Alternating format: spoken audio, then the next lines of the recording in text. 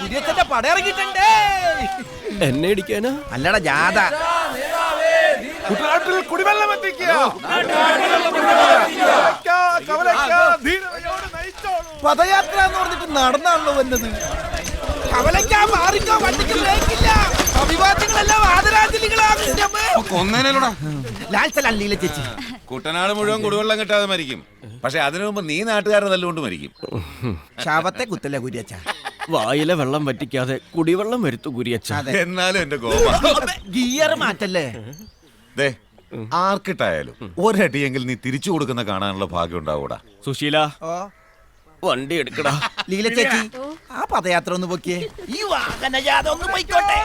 അടിയുടെ ഇടിയുടെ മുമ്പിൽ പതറില്ലാന്നുറക്കെ പ്രഖ്യാപിച്ചുകൊണ്ട് ചക്കാട്ടുതറയിൽ ബോബനെയും വഹിച്ചുകൊണ്ടുള്ള വാഹനജാഥയാണ് ഈ പദയാത്രക്ക് നടുവിലൂടെ നീങ്ങുന്നത്.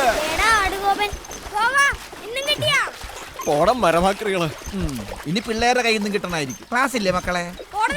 ആ, ചാണ്ടിയുടെ മക്കളാ. എടാ, നിനക്ക് തല്ല് മേടിച്ചെന്ന സ്പോൺസർ ഇവിടെ ഇരിപ്പുണ്ടട്ടാ. അവരൊക്കെ ഹാപ്പിയാണല്ലോ അല്ലേ? അതറിയില്ല, പല്ല് തേക്കണുണ്ട്. ആ, പുതിയ ശീലമൊക്കെ തുടങ്ങി. പുന്നാരം മോൻ തല്ലും മേടിച്ചു വരുന്നുണ്ട്. പൂവണ കേട്ടാൽ ഗൾഫിൽ നിന്ന് ലീവിന് വന്ന പോലെയാണ്. ഇനി റെസ്റ്റ് എടുക്കാം.